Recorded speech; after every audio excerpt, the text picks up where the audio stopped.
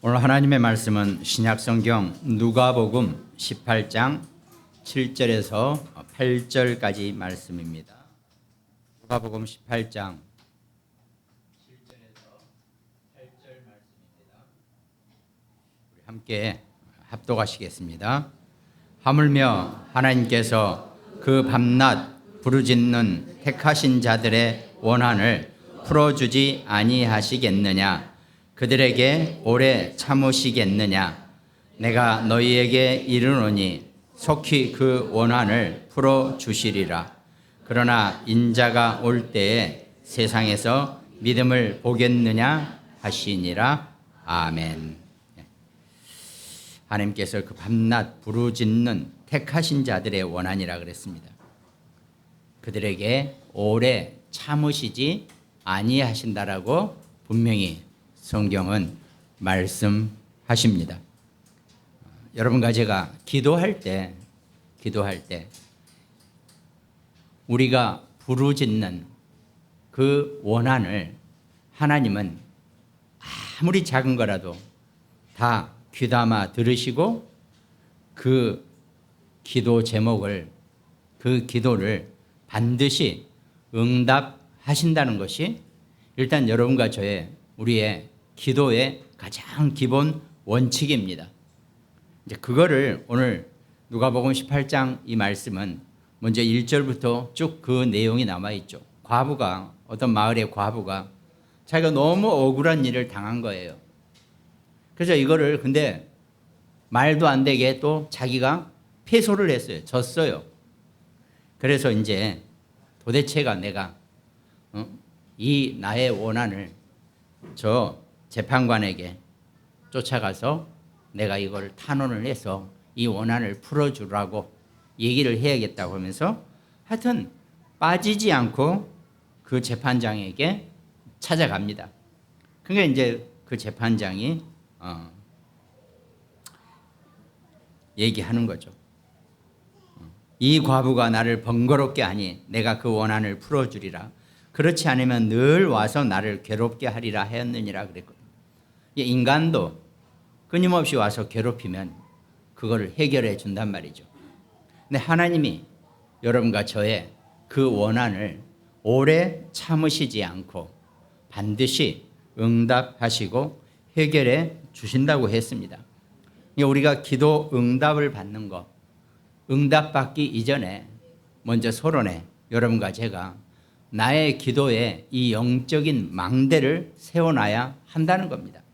내 기도의 영적 망대가 온전하게 세워져 있어야 한다는 거죠. 그건 일종의 나의 기도의 어떤 리듬이죠. 또 내 기도의 습관이라고 표현하면 어떤 내가 기도하는 나의 체질을 의미하는 겁니다. 나는 어떻게 기도하고 있는가? 그것이 먼저 우리가 준비되어야 될 응답의 내용이라는 거죠.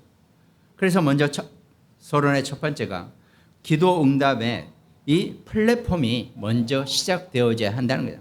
그러니까 내가 응답 받을 수밖에 없는 발판에 내가 있어야 한다는 거죠. 우리는 응답의 자리에 있어야지 응답을 받는다 그러죠. 늘 우리가 응답의 자리를 피해가면서 응답이 없다라고 우리는 얘기하는 거죠. 그래서 진짜 내게 문제가 무엇인가? 왜 내가 그것 때문에 갈등이 생기고 내가 그것 때문에 시험이 드는가? 이 부분에 정확한 답을 낼 수 있어야 한다는 겁니다. 물론 하나님이 은혜로 그 답을 주시겠지만 우리의 생각 차이입니다. 여러분과 제가 내가 어떤 생각을 하고 사느냐에 따라서 응답이 바뀌어지고 오는 응답을 내가 온전하게 볼 수 있게 된다는 겁니다. 하나님은 분명히 여러분과 제게 응답을 하셨다고 했는데 우리는 못 봤다 그러고 우리는 응답이 없다라고 생각한단 말이죠. 근데 그것이 나의 문제가 되고 그것이 내 갈등이나 위기가 늘 되어져서 내게 닥쳐온다는 겁니다. 그래서 우리가 먼저 내 생각이 온전하게 하나님의 계획과 하나님의 섭리로 방향이 맞춰져 있어야 한다는 겁니다. 그래서 우리 지난주에 내가 먼저 응답받기 이전에, 전도가 되어지기 이전에 나의 동기를 급히 치유해야 한다 그랬죠. 내 동기는 다른 게 아니라 그랬습니다. 내 것이 무조건 맞다고 하는 것이 나의 동기라 그랬죠. 잘못된 동기. 내 거 아니고 나하고 틀리고 나하고 다르면 무조건 아니라고 보고 무조건 배제하려고 하는 것이 모든 인간의 가장 기본적인 생각입니다. 그러니까 우리가 구원받고 하나님의 자녀가 된 사람이 그 세상적인 육신적인 그 동기에 내가 그대로 젖어 있으면 안 된다는 거죠. 그러니까 우리가 구원받고 하나님의 자녀가 되고 난 다음에는 서서히 하나님의 말씀이 내 생각과 내 동기에 이걸 치유하는 역사가 따라오게 되어 있다는 겁니다. 그러니까 하나님의 말씀을 들으면서 내가 더 많이 치유되어져야지 온전하게 하나님 주시는 응답을 내가 발견하게 되고 그 응답 속에 사는 인생이 된다는 겁니다. 그게 안 되면 열심히 내가 해야 돼요. 죽자 살자 해야 돼요. 물론 우리가 열심히 하고 죽자 살자 살아야 되겠죠. 그렇지만은 답이 없어요. 응답이 되어지지 않는다는 겁니다. 그러니까 먼저 내 잘못된 동기와 내 생각이 먼저 치유를 받아야 한다는 겁니다. 치유는 여러분 뭐라도 치유를 받으려면 약이 필요하잖아요. 그죠? 하다못해 손에 상처가 나도 그거 뭐 빨간 약 뭐 이런 걸 발라야 된단 말이죠. 그럼 여러분과 저의 영적인 상처는 도대체 무엇으로 치유를 합니까? 좋은 음식으로, 좋은 음악으로, 뭐 좋은 것으로? 하나님의 말씀으로만 나의 상처가 치유되는 줄 믿으시기 바랍니다. 오직 말씀에 다른 치료약은 없다는 겁니다. 그걸 내가 먼저 알아야 한다는 거죠. 거기에 나의 모든 중심이 가 있어야지 내가 미처 생각지도 못하고 내가 미처 발견하지 못한 나의 치유해야 될 상처를 치유받게 해준다는 겁니다. 그래야지 24, 25 영원 뭐 이런 메시지 속으로 들어갈 수 있는 거죠. 이게 안 돼 있는데 아무리 그런 것으로 껍질을 뒤집어 써봐야 껍질일 뿐입니다. 벗어버리면 끝나는 거예요. 내게 아니에요. 우리가요 의외로 많은 메시지가 내 것이 아닌데 그게 마치 내 것처럼 뒤집어 쓰고 있고 그걸 덮고 있다라고 생각을 해보십시오. 절대 내 것이 아니란 말이죠. 내 안에서부터 내 생각과 마음부터 나의 진정한 동기부터 온전하게 치유되어지고 정말 하나님의 응답을 누릴 수 있는 그런 플랫폼이나 파수대나 안테나라 그랬죠. 그게 우리의 기도 응답의 내 발판이 되어져야 한다는 겁니다. 그러니까 기도 응답을 받기 위해서는 먼저 하나님이 주신 것을 가지고 내가 발판이 되어져야 돼요. 그게 플랫폼이라고 하는 겁니다. 하나님이 여러분과 제게 뭘 주셨습니까? 하나님 여러분과 제게 다른 것 없으세요. 말씀을 주셨습니다. 그 말씀이 나의 모든 것의 발판이 되어져야 한다는 겁니다. 그러니까 어떤 문제나 어떤 사건, 어떤 상황 속에서도 말씀으로 말씀이 발판이 되어서 그 모든 사건을 볼 수 있어야 한다는 겁니다. 그래야지 말씀으로 해석이 되어지고 말씀으로 답을 내릴 수가 있게 된다는 거죠. 크고 작은 게 문제가 아닙니다. 아무리 작은 것도 하나님의 말씀으로 비추어서 사시기를 바랍니다. 그것이 내 인생의 발판입니다. 구원받은 하나님의 자녀는 다른 발판이 필요 없어요. 많은 돈과 많은 부와 많은 명예와 이런 게 나의 발판이라고 생각하신다면 오해가 된다는 겁니다. 그런 거는 그냥 부가적인 거예요. 내가 뭔가 하기 위해서 하나님 내게 뭔가 시키시기 위해서 내 옆 주변에 붙여주는 것뿐이란 말이죠. 근데 우리는 늘 그게 우리의 모든 중심이 되어지고 그게 우리의 오로지 올리원이 된단 말이죠. 우리가 정말 생각부터 제대로 앞뒤 순서가 바뀌어져야 한다는 겁니다. 물론 그런 것이 부와 명예와 재물이 우리에게 필요 없다. 이것도 아닙니다. 그건 자연인도 아니고 그건 아니에요. 그런데 우리가 정말 하나님 나라의 일을 하고 하나님 나라의 영광을 위해서는 부수적으로 부가적으로 필요한 것들 뿐이라는 겁니다. 하나님이 당신의 일을 위해서 여러분과 제게 그런 것들을 맡겨주시는 겁니다. 내 것도 아니에요. 불신자도 다 얘기하잖아요. 죽을 때 네 손에 뭐 쥐고 갈 거 있냐? 아무것도 없대. 공수래 공수고 뭐 다 그런 식으로 표현하잖아요. 하나님 여러분과 제게 잠시 맡겨놓은 겁니다.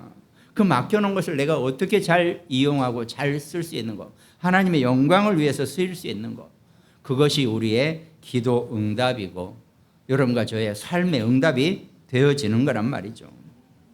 근데 이게 안 돼 있으니까, 발판이 그렇게 안 돼 있으니까 하나님 도대체 어디다가 여러분과 제게 뭘 쏟아 부어 주실 수 있겠냐는 거죠. 이 발판이 되어 있어야지 하나님이 쏟아 부어 주죠.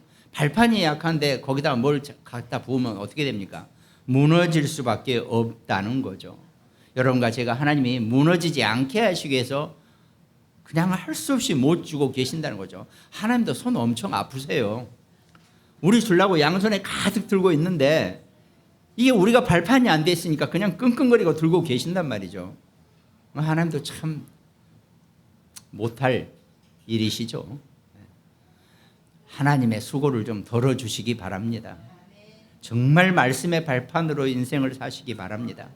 하나님 마음껏 부어줘도 전혀 부족하지 않는 그런 인생, 우리 그런 렘넌트를 기도하시기 바랍니다. 그러면 그때부터 그 응답이 내가 발판이 되어 있으면 하나님 내게 넘칠 만큼 정말 부어주시면 그걸로 다른 사람들을 치유해 주는 거 아닙니까? 그게 빛을 발하는 겁니다. 내가 빛을 발하는 것이 아니라 나를 만나는 내 주변의 모든 사람들을 치유해 주고 살려주는 것, 그게 파수되죠. 빛을 보고 따라오게 만들어 주는 것, 그게 파수대의 응답이란 말이죠. 그러면 그 받은 축복을 정말 모든 사람들과 함께 나누며 누리며 소통하는 것, 그게 안테나의 역할이라고 한다는 겁니다. 우리가 메시지로 플랫폼이니 파수대니 안테나니 이렇게 용어를 썼지만 영적인 의미는 그런 의미라는 겁니다. 내가 말씀으로 발판이 세워져 있으면 만나는 사람들을 살려낼 수 있는 게 빛의 역할을 한다는 겁니다. 파수대의 빛. 그리고 모든 사람들과 하나님의 말씀으로 서로 소통을 나누면서 누리게 만들어주는 것, 그게 안테나의 역할을 한다는 겁니다. 그러니까 거기 그 메시지에 그 어휘에 우리가 너무 묶일 필요 없이 자연스러운 겁니다. 내가 온전하게 하나님 말씀의 발판 속에 있으면 하나님 내게 축복을 주시고 나는 그 축복을 주변 사람들에게 만나는 사람들에게 나눠주면 되고 그 사람들을 살려내는 거죠. 그리고 우리가 함께하는 사람들과 서로 누리고 소통하고 나누는 겁니다. 그게 서로 함께 포럼하고 함께 하나님의 말씀을 누리고 힘을 얻는 겁니다. 그게 기도 응답의 발판의 시작이라는 거죠. 그럼 자연스럽게 영적인 망대가 세워질 수밖에 없다는 겁니다. 어제 일이 있어서 이렇게 모임이 있어서 잠깐 서울 다녀오는데 그 멀리서 봐도 그거 뭐죠? 그 롯데타워인가? 그 뾰족한 그 건물. 저 멀리서도 보여요. 세워져 있으니까 사람들이 걸로 줄을 서서 몰려가게 되어 있다는 겁니다. 그래서 예수님은 공생애 때 너희가 다른 것을 기도하지 말고 하나님 나라가 임하며 뜻이 하늘에서 이루어진 것 같이 땅에서도 이루어지게 이렇게 기도해라 그랬습니다.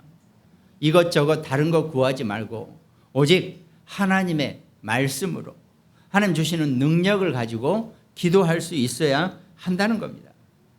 우리 아버지 이름을 거룩히 여기게 하시고 뜻이 하늘에서 이루어진 것 같이 땅에서도 이루어지게 해라. 하루에 4끼 먹으면 배 터져요. 3끼만 먹고 충분할 수 있도록 하나님이 모든 것을 다 준비하셨다고 그랬습니다. 우리의 눈이, 우리의 생각이 우리가 도대체 어디에 가 있는지를 제대로 찾아내는 것, 그게 기도의 영적 망대의 시작이라는 겁니다. 그러면서 마태복음 10장 7절에 가면서 전파하여 말하되 천국이 가까이 왔다 하고 하는 분명히죠. 임마누엘로 하나님이 여러분과 저와 우리와 우리 자녀와 우리 후대와 늘 항상 함께 하신다 그랬습니다. 절대 하나님이 우리를 고아와 같이 혼자 내버려 두지 아니하신다 그랬거든요. 마태복음 12장 28절에 그러나 내가 하나님의 성령을 힘입어 귀신을 쫓아내는 것이면 하나님 나라가 이미 너희에게 임하였느니라 그랬습니다. 여러분과 저에게는 예수 그리스도를 영접하는 순간 흑암이 쫓겨나가고 하나님 나라가 내 안에 우리 안에 임한 줄 믿으시기 바랍니다. 여러분과 저는 하나님 나라의 백성이에요. 다른 나라 백성이 아니라. 물론 우리는 대한민국에 살고 그래서 우리는 늘 이중 국적자예요. 우리의 국적 하나는 하나님의 나라입니다. 하나는 대한민국이고요. 아무 상관없습니다. 우리가 하나님의 나라 백성이기 때문에 여러분과 제가 우리 자녀들이 살아가는 그 삶의 모든 현장 어디에 가더라도 그것이 하나님의 나라가 임한 줄 믿으시기 바랍니다. 그러면서 예수님이 마지막으로 우리에게 가르쳐 주신 게 있죠. 요한복음 19장 30절에 다 이루었다라고 말씀하셨어요. 다 이루었다라고 하신 것은 여러분과 제게 할 것이 하나도 없다라고 좀 하시는 거예요. 그렇다고 할 것 하나도 안 하세요? 아니잖아요. 그 의미가 아니잖아요. 하나님이 여러분과 저의 운명과 저주와 재앙과 팔자 모든 문제를 끝내시는 데는 다 해결해 놓으셨다는 겁니다. 그러니까 여러분과 저는 거기서부터 출발하시면 된다는 겁니다. 다 이루었다. 그리스도가 십자가에서 다 이루었다라고 하시는 것에서부터 우리의 모든 출발점이 되시기 바랍니다. 거기가 우리의 모든 축복의 통로가 된다는 거죠. 근데 어떻습니까? 다 끝났다고 하는데 여전히 나는 뭔가 안 끝나 있어요. 거기서부터 내가 축복의 통로를 발견할 수 있고 길을 찾아내실 수 있다는 겁니다. 아니 예수님은 나한테 다 끝냈다고 하는데 나는 왜 이게 문제지? 거기가 축복의 시작이고 축복의 통로가 된다는 겁니다. 그러니까 찾지 못하면 뭐가 지금 내게 안 끝났는가? 나는 왜 이 문제에 여전히 묶여 있는가? 그걸 보시면서 그 축복의 통로를 찾아가시기 바랍니다. 하나님 반드시 여러분과 제게 그 해답을 주실 줄로 믿습니다. 그러면서 사도행전 1장 3절에 그가 고난받으신 후에 또한 그들에게 확실한 많은 증거로 친히 살아계심을 나타내사 40일 동안 그들에게 보이시며 하나님 나라의 일을 말씀하시니라 그랬습니다. 여러분과 저는 분명히 하나님 자녀입니다. 하나님의 백성이기 때문에 하나님 나라의 백성과 하나님의 자녀는 하나님 나라 안에서 최고 대우를 받게 되어 있어요.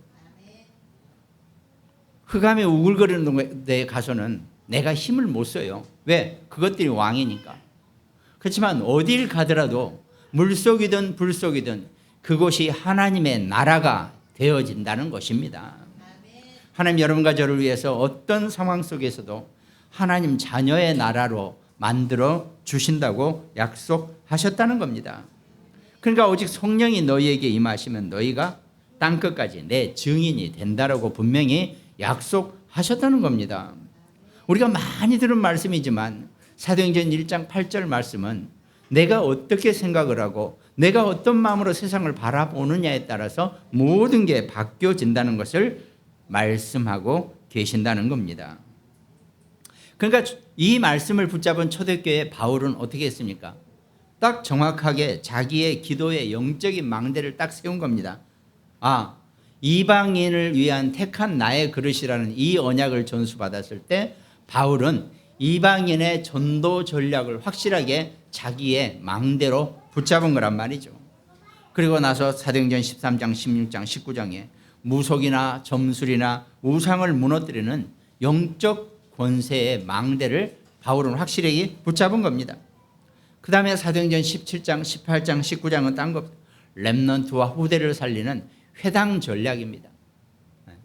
회당은 다른 게 아니죠. 회당은 유대인들의 교회예요. 유대인들도 회당에 모여서 예배를 드리는 교회란 말이죠. 근데 거기가 렘넌트하고 무슨 상관이 있느냐? 저 회당 한쪽 저쪽 가보면 포럼장이 있어요. 거기에 보면 렘넌트들이, 어린애들이 어마어마하게 모여 앉아서 서로 자기가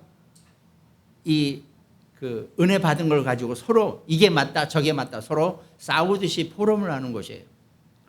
거기서 바울이 그 렘넌트들 후대들에게 예수가 그리스도라는 해답을 준다는 겁니다. 그러니까 바울은 늘 회당을 찾아다녔어요. 그 회당에서 어른들도 만났지만 주로 렘넌트들에게 너희가 십자가에 못 박혀 죽게 만든 그 예수님이 바로 구약의 오랜 세월 동안 우리가 붙잡은 그 모세 오경 이후에 많은 구약의 그 메시지의 주인공 메시아이다. 그 메시아가 바로 예수 그리스도이다. 누구든지 그 예수 그리스도 이름을 부르는 자는 부끄러움을 당하지 아니할 것이고 구원을 얻게 된다. 이 말을 전했다는 겁니다. 이게 바울은 딱 전략이 확실했어요. 영적 망대가 확실해진 거죠. 기독교인들 중에서도 사업을 하는 사람들이요, 딱 자기 사업을 하면서 만나는 사람들에게 이 예수 그리스도를 증거하고 전달하는 것이 자기의 영적 망대로 딱 세팅을 해놓고 사는 기독교인들을 많이 봤습니다. 그런 기독교인들도 많이 있어요. 여러분과 제가, 우리 자녀와 우리 후대들이 정말 내 인생의 영적 망대를 제대로 세워놓고 나는 이 일을 위해서 사업을 하고 이 일을 위해서 학업을 하고 나는 이것 때문에 내 인생을 살아갈 것이다 결정만 하면 하나님 나머지 것은 다 하나님이 알아서 해결해 주시게 되어 있다는 겁니다. 이 바울은 결국은 그 전략을 쓰고 나니까 사도행전 19장 21절 로마도 보아야 하리라 하고, 사도행전 23장 11절에 담대하라 네가 예루살렘에서 나의 일을 증언한 것 같이 로마에서도 증언하여야 하리라 그랬습니다. 사도행전 27장 24절에 보니까 바울아 두려워하지 말라 네가 가이사 앞에 서야 하겠고 그랬습니다. 왕 앞에, 황제 앞에 설 수 있다는 게 보통 일이 아니거든요. 하나님 여러분과 저에게 그런 힘을 주셨다는 겁니다. 우리 자녀들에게 정말 이 땅에 어떤 황제나 왕 앞에서도 당당하게 이 예수 그리스도를 증거할 만한 힘을 얻게 되기를 주님의 이름으로 축원드리겠습니다. 아니 그렇게 높은 사람들을 만나면 내가 힘이 있어야 돼요. 아무것도 없는데 내가 대통령 좀 뵈러 갈까요? 다 못 오게 막습니다. 내가 힘이 있고 내가 뭔가 있으면, 위치가 있고 자리가 있으면 대통령을 좀 만나야겠다 그러면 만나시라고 하죠. 만나기부터 안 되는데요. 여러분과 저와 우리 자녀, 우리 후대 렘넌트들이 적어도 인생 살면서 그 정도 힘을 얻게 되는 그런 영적인 힘뿐만 아니라, 영적인 힘을 얻는다는 얘기는요, 착각하지 마세요. 육신적인 힘도 같이 따라오는 겁니다. 영적으로 무슨 깡다고 있습니까? 그거 아니에요. 육신적인 힘도 하나님 같이 주세요. 세상에 어딜 가더라도 절대 무시받지 않고 절대 부끄러움 당하지 않는 그런 당당한 자로 여러분과 저의 후대를 세워주신다는 겁니다. 이 영적 서밋이라고 했잖아요. 늘 영적 서밋 기도해도 전혀 믿지 않고 기도하시죠? 믿으시면서 기도하시기 바랍니다. 우리 자녀, 우리 후대 렘넌트들이 인생의 최고의 영적 서밋으로 살게 되기를 주님의 이름으로 축원드리겠습니다. 영적 서밋으로 산다는 것은 육신의 서밋도 되는 겁니다. 어딜 가더라도 무시받지 않고 어딜 가더라도 대우를 받으면서 하나님 나라의 일을 당당하게 선포할 수 있는, 아니 수위가 직원들에게 예수 믿으세요 하는 거하고 사장이 예수 믿으세요라고 하는 것은 톤이 다르잖아요. 하나님도 하나님의 영광을 받기 위해서 그렇게 안 하세요. 정말 하나님의 영광에 쓰임 받을 수 있는 우리 귀한 축복자들의 삶이 되시기 바랍니다. 그럼 자연스럽게 우리가 기도할 때 내가 이 기도를 하는 방법과 이 기도를 하는 나의 포인트가, 집중해야 될 포인트가 있어야 될 거 아닙니까? 그럼 대부분 사람들은요, 기도를 할 때 기도가 습관이 되어 있고 체질이 되어 있고 자기 삶의 리듬이 되어 있단 말이죠.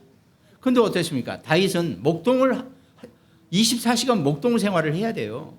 목동을 양을 치면서 기도를 해야 되니까 어떻게 기도했겠습니까?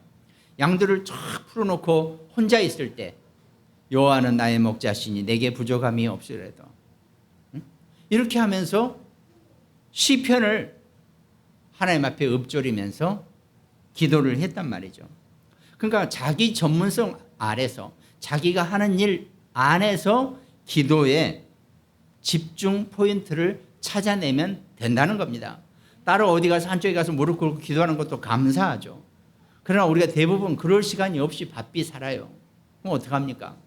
내가 나의 업 중에서, 내가 하는 일 중에서 가장 좋은 리듬을 찾아내고 가장 좋은 방법을 찾아내면 된다는 겁니다. 그러면서 정말 하나님이 우리에게, 인간에게 주신 그 생기와 다름없는 그 호흡을 내가 누리는 겁니다.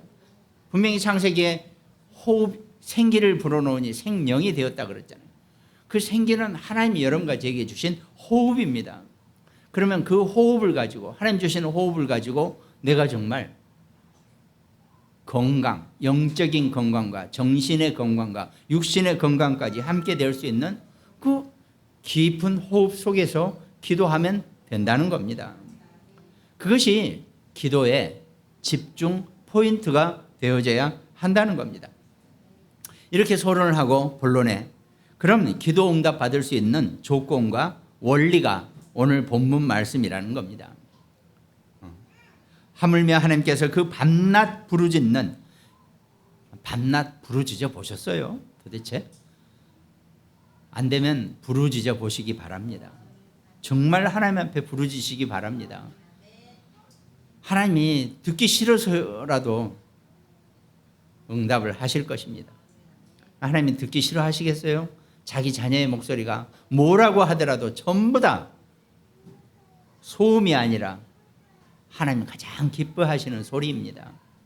단지 응답의 시간표가 안 돼 있고 응답의 준비가 안 돼 있기 때문에 하나님이 아까 말씀드린 것처럼 팔 아프게 들고 계실 뿐이라는 거죠.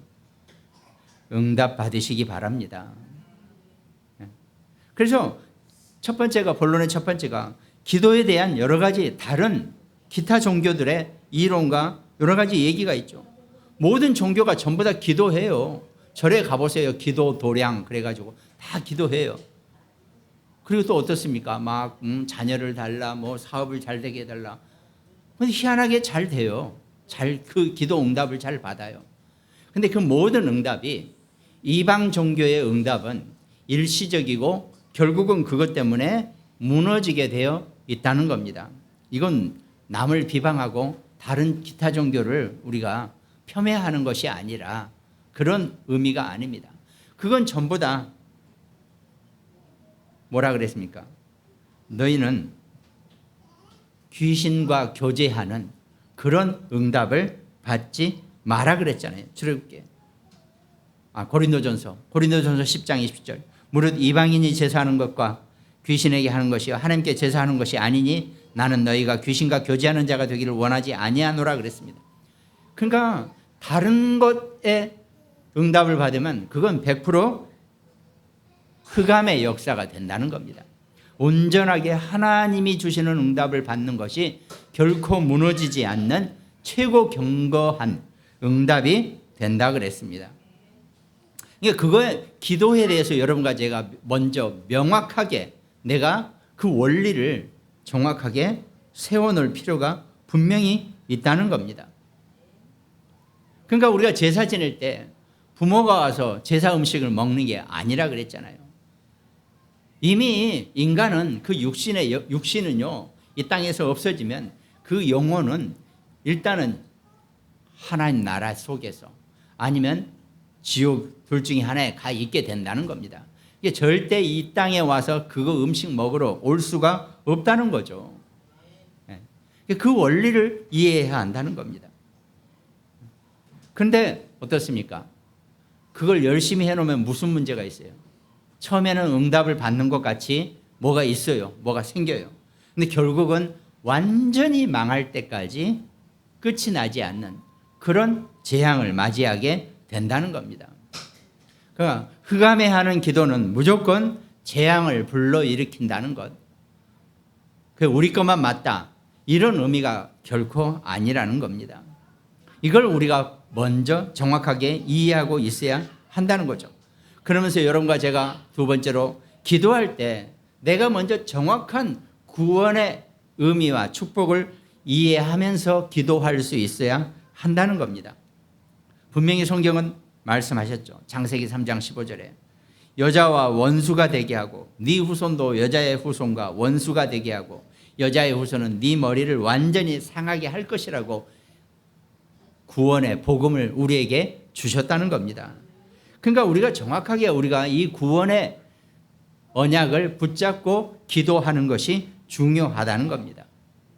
그러니까 가장 대표적으로 창세기 속에서 창세기 3장과 6장과 11장 속에서 노아 홍수와 인간의 원죄와 노아 홍수와 그 다음에 바벨탑 사건, 이 세 가지의 정확한 구원의 의미를 내가 붙잡고 기도할 수 있어야 한다는 겁니다.